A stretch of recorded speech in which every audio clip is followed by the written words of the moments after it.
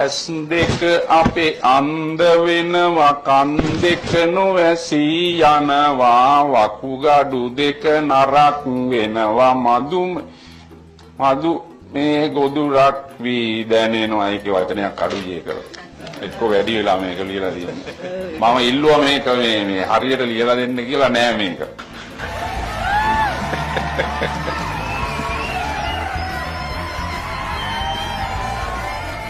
මොකක්ද වගේ නම?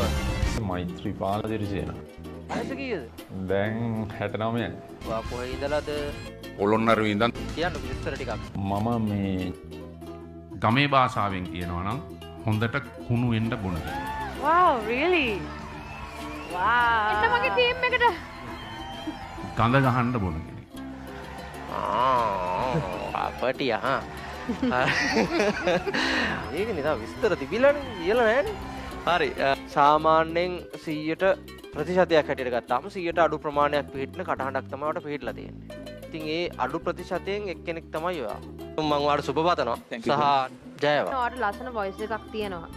පොඩි දේවල් ටිකක් තියෙනවා. ඔයාගේ වොයිස් එක මම දන්නේ ඇයි ක්‍රැක් වුනේ කියලා.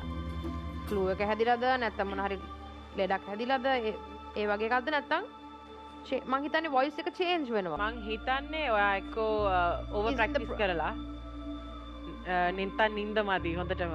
කාටද? ආට මට එහෙමද?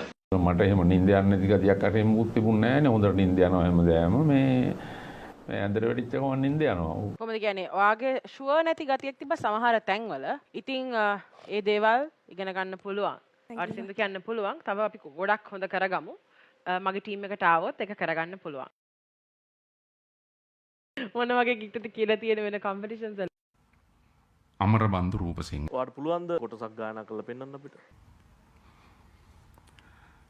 අමරබන්දු රූපසිංහ අමරබන්දු රූපසිංහ අමරබන්දු රූපසිංහ අමරබන්දු රූපසිංහ.